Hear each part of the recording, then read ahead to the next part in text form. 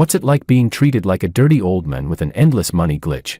The poor but pure campus belle I was sponsoring got into a car accident and lost her memory. I immediately prepared a fruit basket to visit her, but the next second, a row of bullet comments appeared right before my eyes. They said, "The female lead's childhood sweetheart has returned from abroad. She used this amnesia trick just to get rid of the dirty old man. First, she pretends to lose her memory and breaks up with the dirty old man. Then she gets back together with her first love. The dirty old man goes crazy with jealousy and practically throws his fortune at her, begging her to remember him again." Another bullet comment popped up. "Do you guys think the male supporting role will find out she's faking her amnesia?" A reply came quickly. "No way. The female lead got her pretentious coquette bestie to help her. There's no way he'll find out." I knew it. The one they called the dirty old man must be me, about to hit my 30th birthday in 2 years. But what the bullet comments didn't know was this. I was already sick of this poor campus belle type. I'd been looking for a reason to dump her, and now she had handed me the perfect excuse. I turned around and texted her pretentious coquette best friend. "$500,000 per month. Be my girlfriend. Deal or not?" She replied instantly, "Darling, 100,000 is enough. $500,000 is too much. I wouldn't feel comfortable taking that." Later that night, her best friend and I were entangled until midnight. Suddenly, we heard the female lead screaming outside the door, her voice tearing through the night. "Darling, my memory's back. If you just look back at me once, I'd give you my life." Her best friend curled her lip and muttered with disgust, "Life. Useless things like that aren't worth a dime." Chapter 1. In the third year of keeping Maria as my mistress, I started to grow tired of her. Her once innocent face had turned worldly. Her cold temperament had become hard to tame. After the passage of time, the noble moon finally evolved into a soft, squishy grain of white rice, the rice clinger. In this world, all love stories end the same way. Expressionless, I rubbed my temples and pulled out my phone. She'd been with me for years. Even if I was going to end it, I'd make sure she had enough money not to worry about survival. Just as I found her number, my phone rang first. "Hello, are you George?"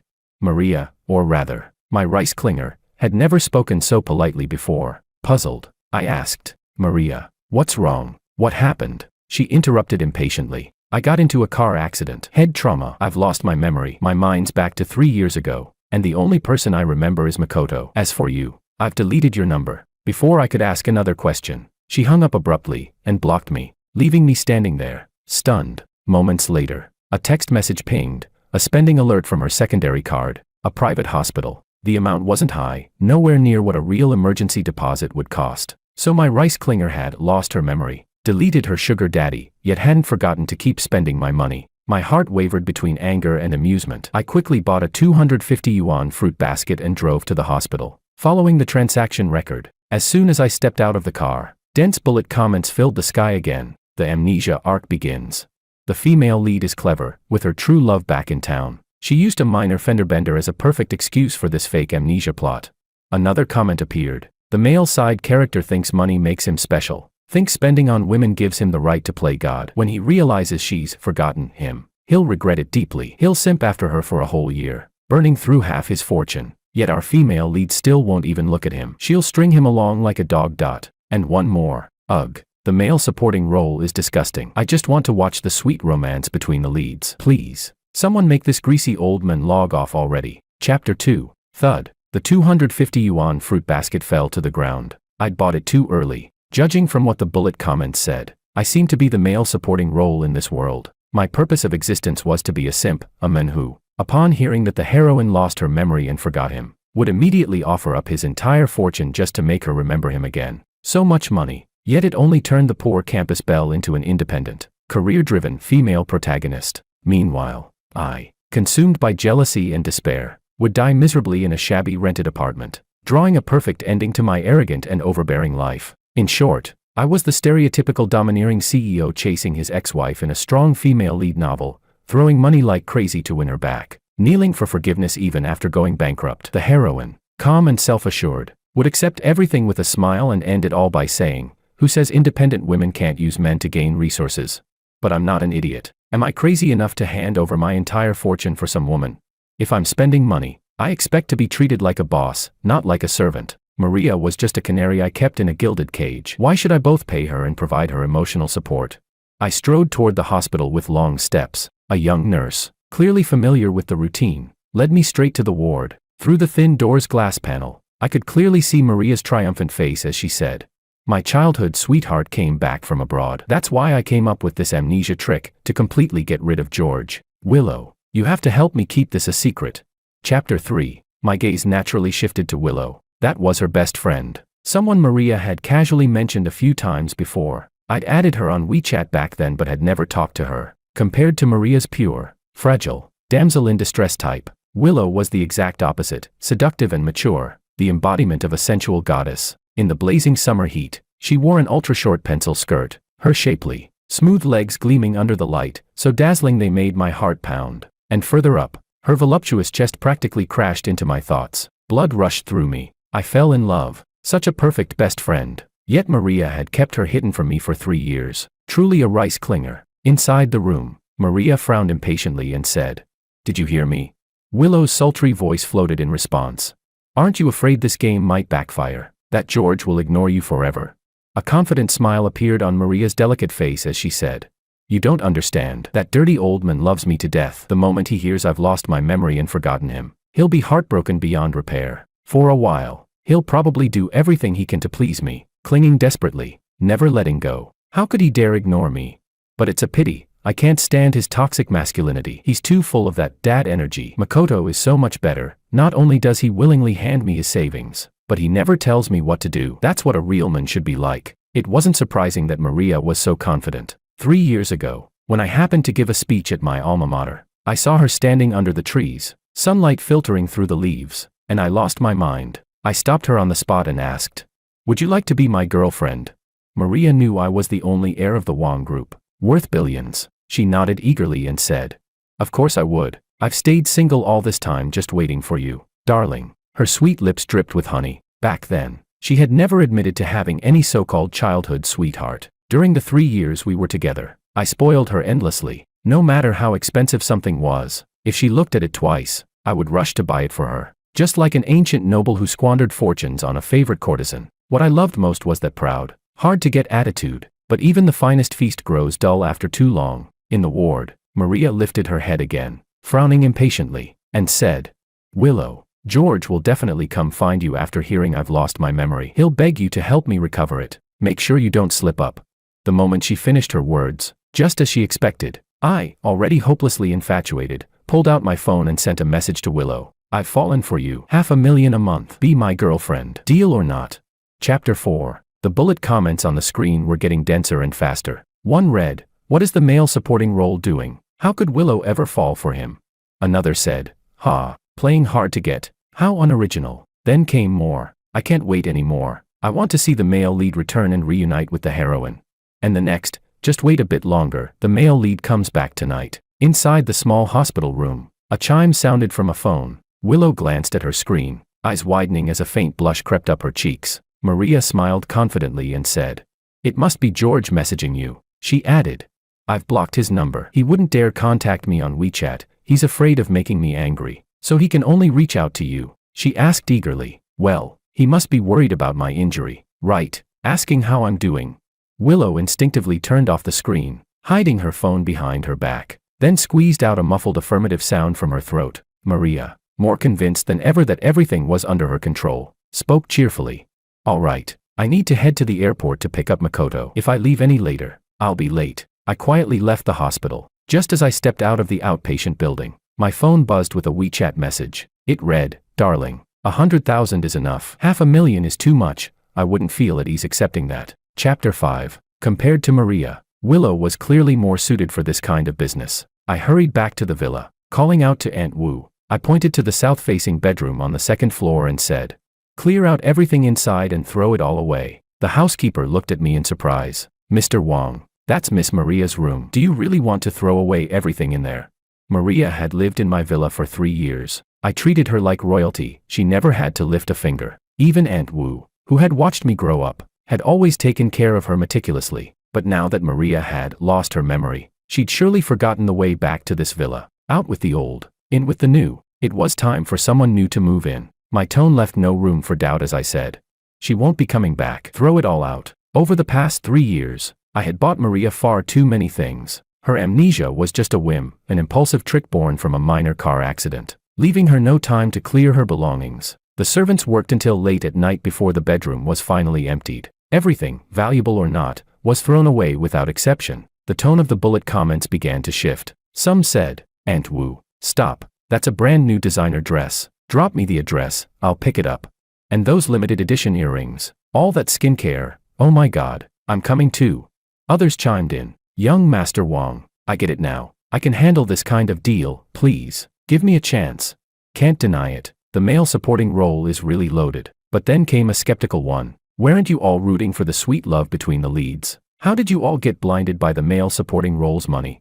That last one was quickly buried under the flood of bullet comments. 8 hours had passed since Maria's amnesia. I had completely cleared her from my life, every item, every trace. Now my world felt empty. What I lacked was simply a companion who could please me. Just as I was about to message Willow, she sent me a video first. In the dim light of a bar's private booth, Maria was nestled in the arms of a young man, gazing up at him with love in her eyes as she said, "Makoto, if George hadn't come between us back then, we would have been together long ago." Chapter 6. In Maria's version of the story, I am a despicable dirty old man who set my eyes on a pure, innocent college girl and used my money to tear apart two lovers. According to her, when she refused me, I threatened to have her childhood sweetheart expelled from school. For the sake of his future, Maria had no choice but to accept me in humiliation. But I remember clearly, 3 years ago, in that dappled forest light, when she heard my confession, her eyes lit up with delight. If she had said she already liked someone else, I would never have wasted my time on her.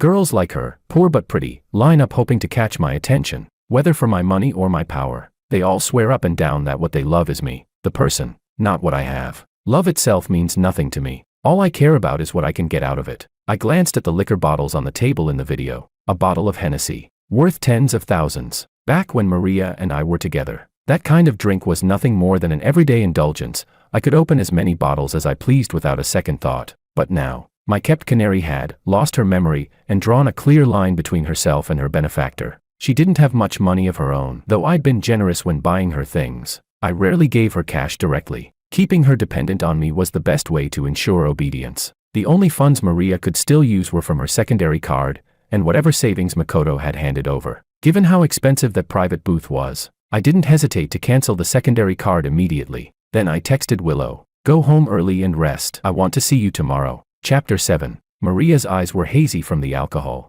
This was the most comfortable day she'd had in 3 years of being with George. No more cautious pleasing. No more constant submission. She was human too, with her own pride and dignity. A woman's pride is higher than the sky. How could she ever let a man suppress her?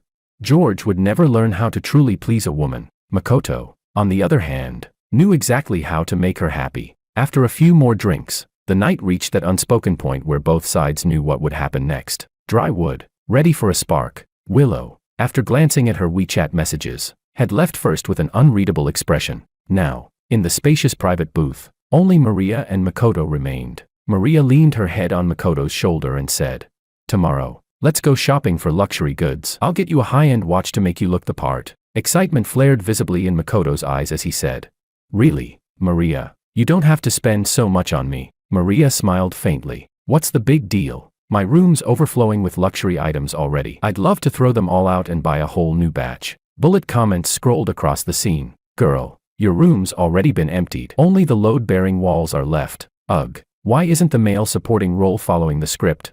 My heart hurts. I want to go pick up the stuff Aunt Wu threw out."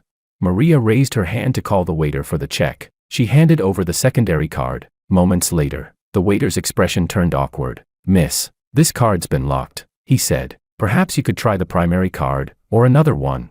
Chapter 8. Maria's call came out of nowhere. I was in the middle of a video call with Willow, trying to figure out exactly what cup size she was, when my mood was suddenly ruined. Annoyed, I answered the phone. Maria's angry voice exploded through the speaker. "George, why did you lock the secondary card?"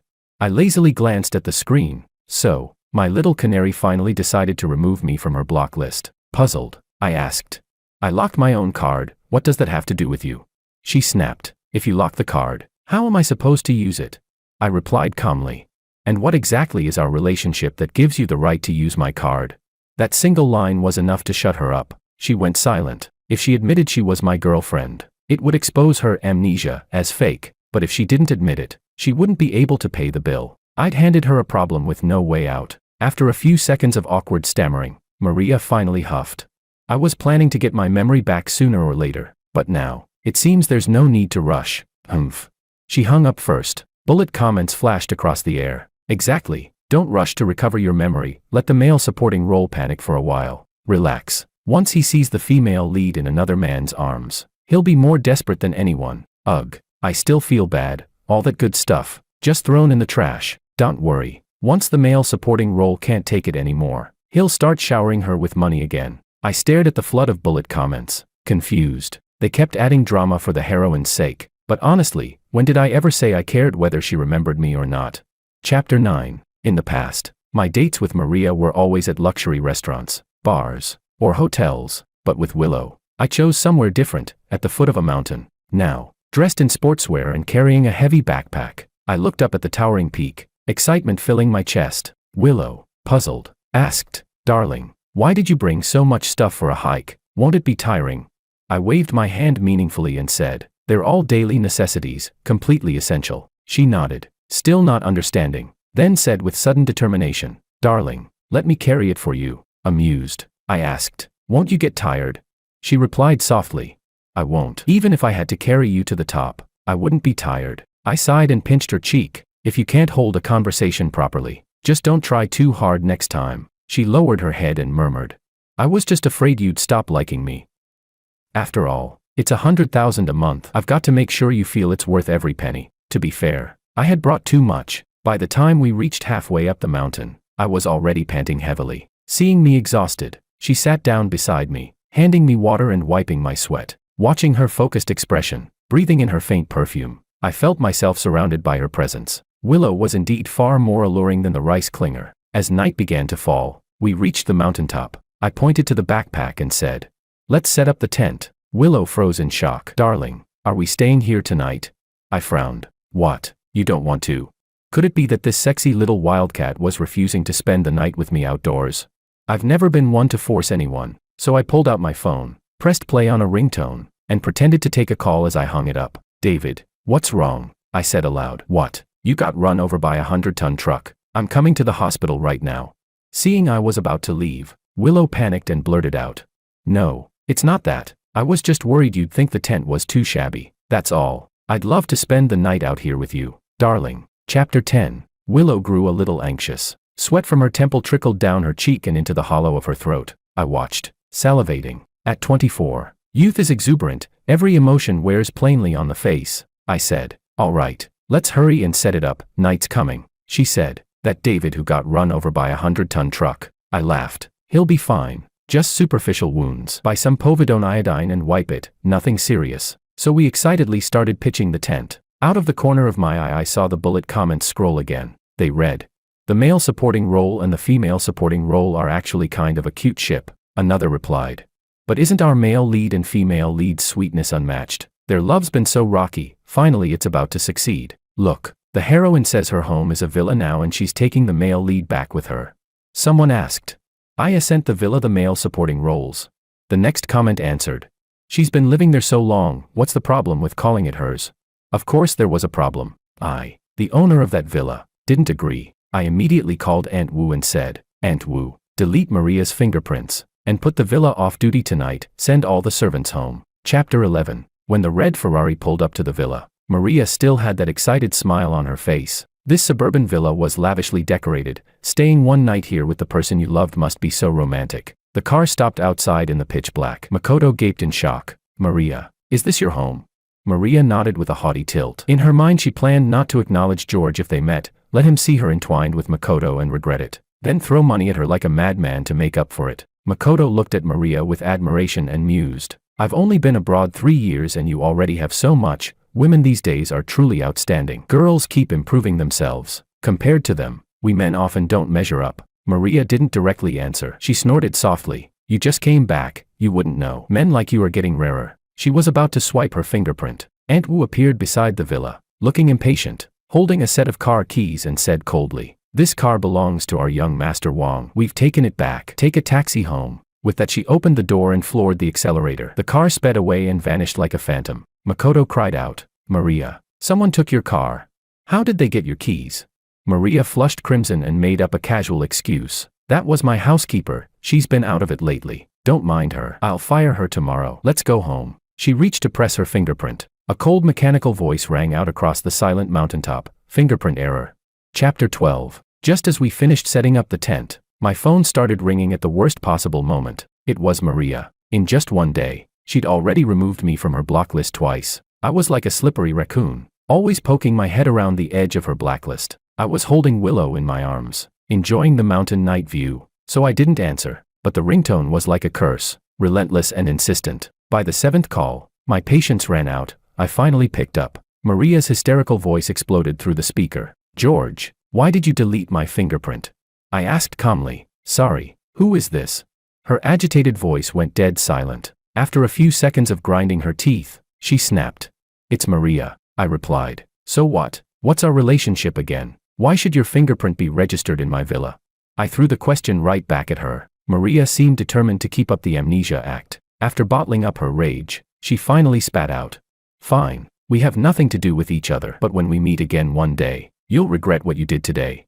She hung up furiously. I let out a short laugh. After 3 years of seeing her face, I'd long since had enough. What made her think that just seeing her again would make me fall back in love? Chapter 13. Bullet comments rolled across the sky, scolding me for being two-faced. "Stop pretending. Male supporting role. Go coax the female lead already. Maybe she'll realize how good you are and take you back. When you see the male and female lead's sweet love, you'll regret everything." Others chimed in. "Don't be fooled. He's only interested in the female lead's bestie because he hasn't seen how affectionate the heroine can be with another man. Exactly. The heroine's way prettier than her best friend." But the bullet comments didn't understand. Yes, Maria was slightly prettier than Willow, but after 3 years together, even the most beautiful face gets dull, especially one attached to a bad temper and zero depth. My tastes had changed. I no longer liked the pure, fragile, White Lotus type. Now, I only liked fiery little wildcats. I lifted Willow's chin and said, "Tonight, I expect you to perform well." Willow froze for a moment, then turned her face slightly away. I frowned again. Was that rejection? I've never liked forcing anyone, so I took out my phone, played a ringtone, and couldn't even be bothered to pretend to set an alarm. Instead, I faked answering a call and said, "David, what's up?" "What? You just escaped from under a 100-ton truck only to get hit by a semi and thrown 300 meters. Stay where you are. I'm calling an ambulance right now." Willow quickly interrupted, panicking. "Darling, I didn't mean no just now. I only meant, the tent's too small. I was worried you wouldn't have enough room to move. Don't you prefer the soft bed of a 5-star hotel, darling?"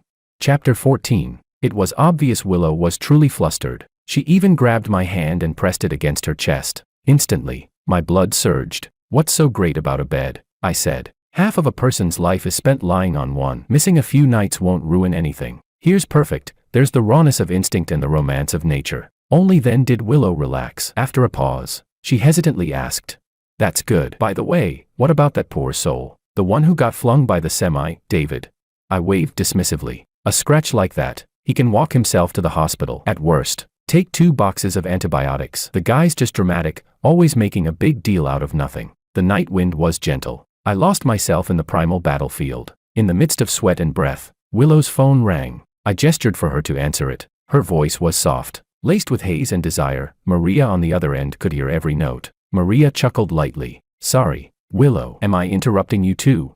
Willow bit her lip and said coldly, "If you know you're interrupting, then hang up." Maria was momentarily stung, but still carried on as if nothing had happened. "I'll be brief," she said. "Tell George I'm going to the luxury store tomorrow with Makoto. Make sure he finds out where I'll be. When he sees me being all lovey-dovey with Makoto, let's see if he can still stay calm." After the call ended, Willow looked at me pitifully. She hooked her arms around my neck and asked softly, "Darling, are you really not worried?"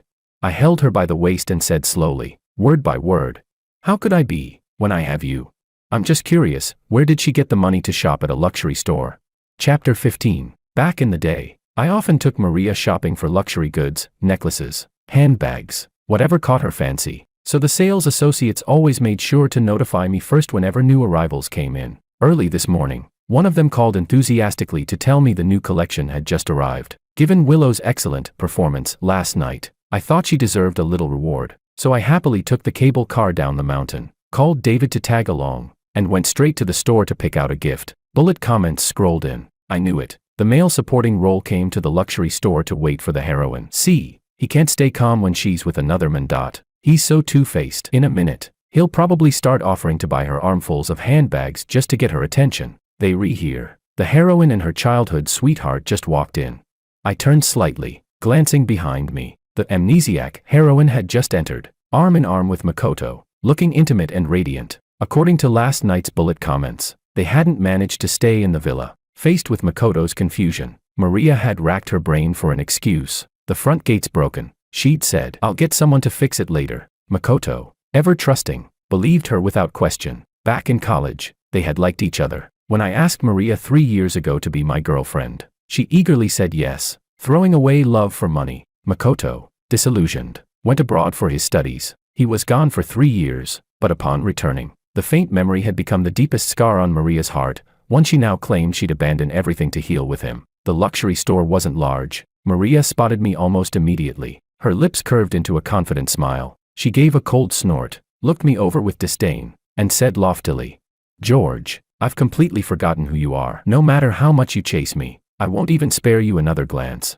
Chapter 16. Makoto looked me up and down a few times, then pulled Maria closer with a smug grin. "George, I heard you were Maria's ex-boyfriend," he said, "but too bad, she got into that car accident, lost her memory, and forgot you completely. Now she only remembers me, no matter how unwilling you are." "George, it's pointless." They were both unbearably noisy. I simply pointed to a few necklaces I'd picked out for Willow and a wristwatch worth over $1 million. "Wrap these up," I said calmly. Maria let out a derisive laugh. "George, I've already forgotten you. Why are you still clinging to me like a piece of sticky tape? Do you think buying me a few necklaces will win back my heart?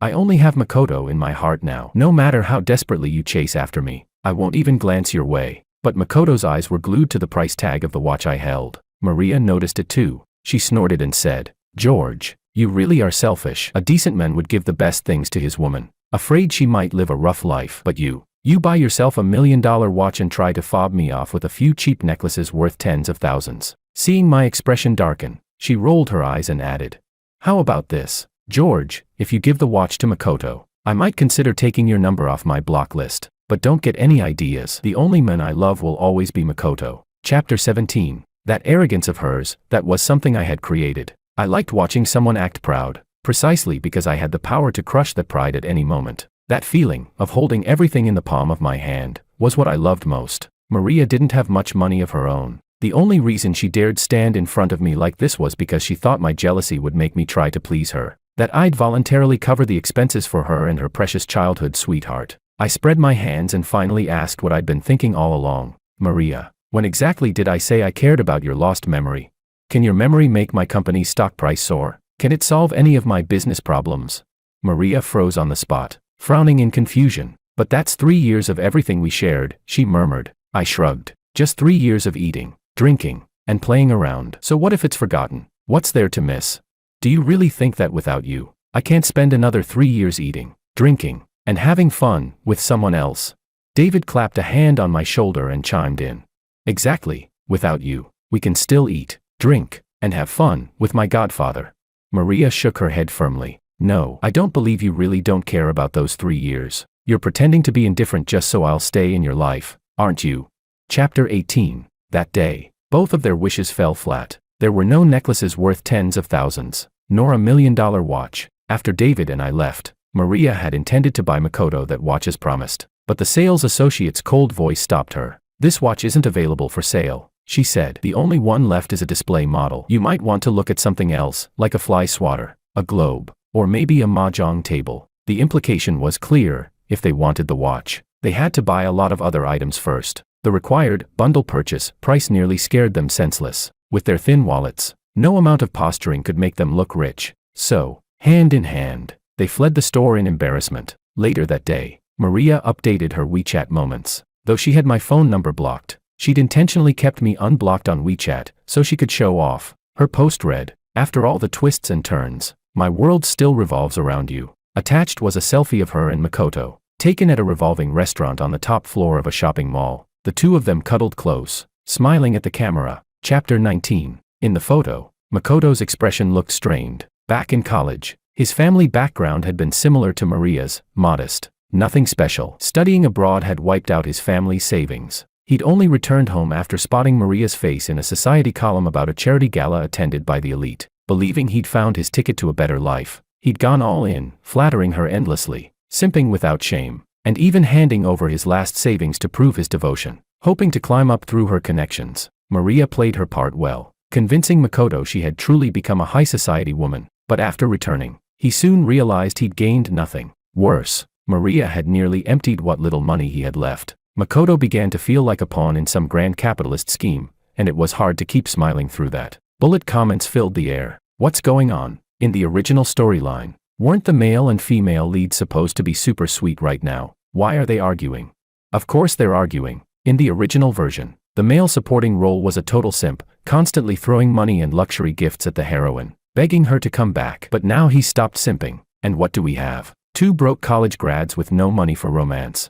Another comment read, now that the male supporting role can see her WeChat posts, just wait, if the heroine keeps showing off every day, he'll get jealous and start chasing her, begging her to recover her memory. And one more chimed in, forget that, I'd rather watch the male supporting role and the best friend, the domineering CEO and his wild little cat. That's the dynamic I love. I read through every comment carefully, then glanced at the plane tickets I had just bought. Willow was so considerate it made my heart ache. She'd insisted that money doesn't grow on trees, since we'd agreed on a payment of $100,000 a month. She wouldn't take a cent more. She even wanted to deduct part of her travel expenses from her own fee. To make it up to her, I decided to take her on an overseas speed tour, a whirlwind vacation. Just as the bullet comments finished scrolling, I saw Maria update her WeChat again. She was clearly determined to flaunt her new romance in front of me. This time, her post showed 2 electronic theme park tickets. The caption read, it's never been about the money, it's about attitude. Time may pass, but he never forgets his promise to take me to the amusement park.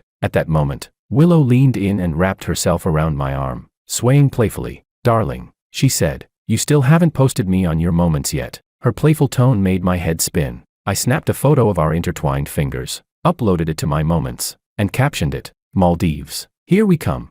Chapter 20. The plane landed smoothly at Valana International Airport. I glanced at Willow with satisfaction. No wonder she was my little wildcat, so full of energy. After a long flight, she was still bouncing around as if she hadn't just spent hours in the air. After checking into the hotel, Willow finally pulled out her phone. She had dozens of missed calls and a flood of unread messages on WeChat. At first, Maria's tone still held some patience. Sis, did you see George's post on WeChat moments? He's trying to make me jealous, took some random woman to the Maldives for a show-off photo. Ha, does he think I'd fall for that? Why aren't you replying? I've been calling you nonstop. Where are you right now? Has George contacted you about me? Before she could even scroll to the end of the messages, Maria's call came through again. Willow answered lazily. Maria, what's up? Maria sounded desperate. Has George contacted you recently? Willow turned her head slightly toward me, then answered truthfully. He contacts me every day. She wasn't lying. I had been contacting her, constantly. Hearing that, Maria let out a breath of relief and even laughed softly. I knew it. George still has me in his heart. He's just pretending to be cold so I'll come crawling back first. But how could a woman with amnesia lower her pride like that? Unless he sincerely apologizes and changes his arrogant attitude, I won't give him the time of day. I couldn't help but chuckle quietly. Maria's sharp instincts caught the sound immediately. I heard a man's voice. She said, intrigued. You've got something going on, don't you? Is it that guy from before? Willow huffed. Yeah, it's him. Maria sighed enviously. You two sound so romantic, always glued together. Where are you lovebirds now? Willow replied, Maldives. What a coincidence. Maria's voice brightened instantly. George said he went to the Maldives too. Keep an eye out for me, will you? See if he's with another woman. Chapter 21. Willow and I wandered across the many beaches of the Maldives. As the sun set, I held her hand, our feet sinking into the soft sand. She looked curiously toward a group of divers nearby. Darling, do you want to go diving later? She asked, but it was obvious she was the one who wanted to go. Still, Willow knew her place perfectly well. Even when I indulged her, she never forgot her role. When she saw something she liked, her pretty face would flush faintly pink, and she'd ask, timidly, almost teasingly, if I liked it too. If I did, she'd beam like a child who'd just gotten candy. If I didn't, she'd quickly pull her gaze away. Unlike Maria, Willow never barked orders or acted superior. I followed her gaze out to the ocean and said, all right, let's give it a try. Her eyes lit up with pure delight. After strapping on her diving gear, she grabbed my hand, and together we carefully slipped beneath the surface. Schools of damselfish darted all around us, shimmering in the filtered sunlight. And then, unbelievably, the bullet comments began scrolling through the water. Thanks to the male supporting role, I finally get to see what the Maldives looks like.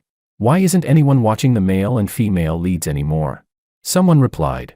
What's there to watch? They argue 3 times a day. Last time, the male lead demanded his savings back, and the heroine slapped him, calling him a freeloader. Another chimed in. See, without the male supporting role's money, there's no sweet love story left, and one more appeared.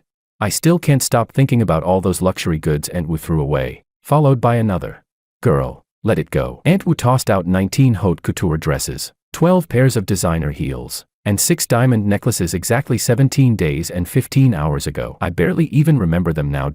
Then came the latest line. Shoo, look, the male and female leads are fighting again. Chapter 22. Maria was furious. She couldn't understand it. Before they got together, Makoto had been her white moonlight, the one she longed for in every sleepless night. But after just half a month together, her white moonlight had somehow turned into a rice clinger. All because she'd let him buy her a simple bracelet. Now he wanted his savings back. Makoto rubbed his temples, his head throbbing. He didn't understand either. Why did dating Maria have to cost so much? Why was she so obsessed with luxury goods? His last few $1,000s of savings had bought nothing more than a piece of metal that couldn't be eaten, couldn't be used, and lost value the moment it left the store. Now he didn't even have a cent left. The French restaurant before them was expensive, and after hesitating for a long time, he finally mustered the courage to say, Maria, could you pay for this meal? Maria exploded. Why should I pay? What kind of man makes a girl pay for dinner? Makoto's patience snapped. When have you ever paid for anything? Why shouldn't you pay for once? His voice rose. The diners around them turned their heads, their curious stares burning Maria's face crimson. Makoto gritted his teeth and went on. So that's how it is. Huh? You finally said what you really think. If you're so against paying, then what was that stunt last time, pretending you'd pick up the bill, then saying your card didn't work so I'd have to do it? Are you one of those bar hustlers? I see your game now. You act all high class just to find a sucker to wine and dine you, right? You can't even afford your own life, can you? Maybe you should start selling yourself if you're that desperate. Laughter rippled through the restaurant. Makoto threw down his utensils and stormed out without looking back. Maria's eyes filled with tears. She wanted to disappear. She regretted everything. She shouldn't have thrown away her comfortable life for some illusion of love. Sitting in the over-air-conditioned restaurant, her hands and feet cold, Maria pulled out her phone. She opened Willow's chat, typed and deleted several times, then finally gathered the courage to send a message. Sis, did you run into George in the Maldives? Is there another woman with him? It took half a day before Willow finally replied. There's no woman beside George, except me. Maria's heart eased instantly. Of course George still liked her. He must be in the Maldives begging Willow for help every day, desperately searching for a way to restore her memory. Chapter 23. The moment Willow and I stepped off the plane, the bullet comments were already flooding the screen in dense waves. What happened? Why did the male and female leads break up? I didn't even get 1 minute of sweet romance. The heroine regrets it now. She's planning to find the male supporting role and tell him she's regained her memory. Another line followed. I declare that the heroine is now the side character. George and Willow are the new leads. Thanks to them, I feel like I've just taken a trip to the Maldives myself. Absolutely satisfying. Look, Maria's waiting outside the villa for the male lead. At that moment, I was driving Willow toward the villa. Outside, rain poured down in torrents, thunder and lightning splitting the sky. Just as the comments said, even from a distance I could see a figure crouching beneath the eaves by the gate. According to the bullet comments, Maria had been camping outside my villa every day since breaking up with Makoto, waiting for my return from the Maldives. This was already her 13th day. When my familiar license plate came into view, I saw, by the glow of the headlights, the spark of excitement and anticipation in her eyes. I stepped out of the car, umbrella in hand, frowning at her. Maria's voice was trembling with joy, though she tried hard to steady it, lowering her tone to sound calm. George, I have good news, she said. I've regained my memory. Chapter 24. Those words hit my ears like bad news, and a dull pain shot through my head. Who on earth cared whether she'd lost or regained her memory? Since her so-called amnesia, I had never once said I wished she'd remember me. But Maria seemed possessed by the idea that I longed for those 3 years we'd spent together. Annoyed, I looked straight at her. What does your memory loss have to do with me? I said flatly. Why do you have to keep chasing me just to tell me that? Lightning flashed, and in its glare I could clearly see the color drain from her face. She shook her head violently. No, George, you still like me. I know you do. Now that I remember everything, let's go back to how we were. Let me be your girlfriend again. All right. I stared at her, startled. When were you ever my girlfriend? She stammered. George, We were together for 3 years. Didn't your phone contact list have me saved as girlfriend? I pulled out my phone, held it up to her face, and said coldly, "Take a closer look, it says Rice Klinger." Maria's face went pale as paper. Her lips trembled before she finally forced a smile. "George, I know you're angry because I forgot you," she said softly, "but changing my contact name won't hide the fact that you still love me. Besides, you don't have any other woman by your side. Isn't that proof enough?" Before she could finish, Willow calmly stepped out of the passenger seat. Maria hurried toward her. "Willow, please help me talk to George," she pleaded. "He's just being stubborn. He doesn't want to admit he still loves me. He's been in the Maldives all this time, and there wasn't a single woman with him." Her voice trailed off as Willow gracefully slipped her arm through mine, ignoring Maria completely. "Darling," she said with a radiant smile, "you must be tired. Let's go inside and rest." Maria stumbled backward, nearly losing her balance. A flash of lightning illuminated her shocked, bloodless face. Her voice broke as she pointed at Willow. You too, what's your relationship?"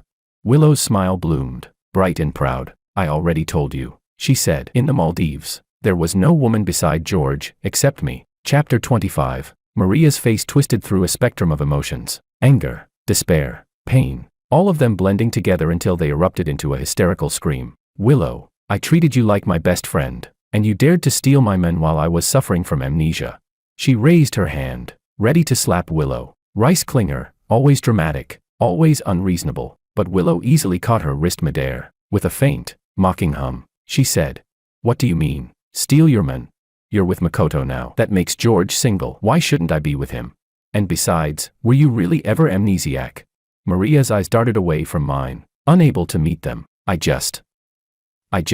Her words tangled on her tongue. She couldn't finish a sentence. I had never cared whether Maria's memory was gone or not. Fresh off the plane, fatigue was already setting in. I waved a hand lazily. "Enough. I don't care if you've lost your memory or not," I said flatly. "I just got back from a long flight. I'm tired and going to rest. Oh, and Willow, let's plan a trip to Hawaii sometime." Willow's eyes lit up, and she nodded eagerly. Maria stood there, drenched, trembling as she realized her best friend had replaced her. The rain poured harder. Her voice cracked as she asked, almost pleading, "George, we were together for 3 years. Why did you never take me on trips? Why was it always a hotel?" I pressed a finger to my lips and said, "Shoo, your worth was in the hotel. The poetry and the faraway places, I've reserved those for someone else." Chapter 26. The villa doors shut, sealing Maria's voice outside. Through the heavy curtain of rain, I could still hear her desperate cries. "George, I was wrong. Please, just look back at me once. I'll give you my life if that's what it takes." Her voice was raw, sincere even. I knew she understood the value of money, but in her fantasy, this whole amnesia act was supposed to win her both love and wealth. Too greedy, and in the end, she got neither. Willow, meanwhile, wrinkled her nose in disdain, offering useless things again. She scoffed, as if her life were some kind of luxury good. I couldn't help laughing. "Willow, starting tomorrow, move in with me." She froze, hesitating for a brief second. My brows furrowed. Was she refusing? I'd never been one to force anyone. This time, I didn't even bother faking a ringtone. I simply lifted my phone to my ear. "Hello, David. What's up this late?" "What? You fell into the ocean and found Nemo beside you? Don't worry, I'll head out right now too." Before I could finish, Willow interrupted smoothly, already familiar with the act. "Darling, I was only worried I'd disturb your peace if I moved in," she said sweetly. "I'll go pack my things right now." Chapter 27. Her nose was barely an inch from mine. Her soft breath brushed against my cheek, warm and teasing. I tossed my phone aside and asked, "Not being forced, right?" She smiled. "Not at all." "All right then," I said. "It's late. You can move in tomorrow. Let's get some rest for tonight." "Okay," she murmured, then paused. "But that David who's still floating somewhere out in the open sea." I waved a hand dismissively. "Not a big deal. He can swim 3,000 miles and wash up on the Australian coast. It's barely a thumb's distance on the map, yet he has to call me about it." Willow pouted softly, then leaned closer, whispering, "Darling, from now on, whatever you say, I'll agree right away. Just please, don't bring up David again." I smirked. "You don't get it. That's just how we are." As if to prove my point, my phone rang again, David's girlfriend this time. Her anxious voice came through the speaker. "George, David said you've got a 45-degree fever, and he went to the hospital to check on you, so he can't come pick me up. Is that true?" I instantly shifted into a weak, dying tone. "Ah, yes. 45 degrees. The thermometers already exploded 3 times. David went downstairs to buy me some late-night food. Don't worry. He'll call you back once he's back. And yes, he still loves you. Outside, the rain drummed steadily against the glass window. In the distance, the floating bullet comments grew faint, fading like mist in the night. Another male lead has broken free from his scripted fate, no longer a simp. No longer wasting his fortune as a woman's stepping stone. Same as always. In the next book, the opening bullet comments should scold him harder, so he'll hit rock bottom faster, and find the will to change. And finally, the last line scrolled by. This small world's stable now, brothers. Let's move on to the next one. Chapter 28, Extra, Maria. I moved into a cramped little attic, cold in winter, stifling in summer. Ever since I met George, my life had been completely transformed. No more worrying about rent or bills. No more struggling for a bit of money. Those warm, comfortable days had made me miss Makoto even more. That longing, day after day, year after year, had grown like a tree in my heart, its roots deep and its branches high. It was that yearning that inspired my idea to pretend I'd lost my memory, to win both love and money, but I never imagined George would cast me aside so easily. Turning instead to Willow without a backward glance. I didn't understand. I was prettier than Willow, so why had he chosen her? After half a month in that tiny rented room, penniless and hungry, I finally went out to find work, thanks to a face that still drew attention.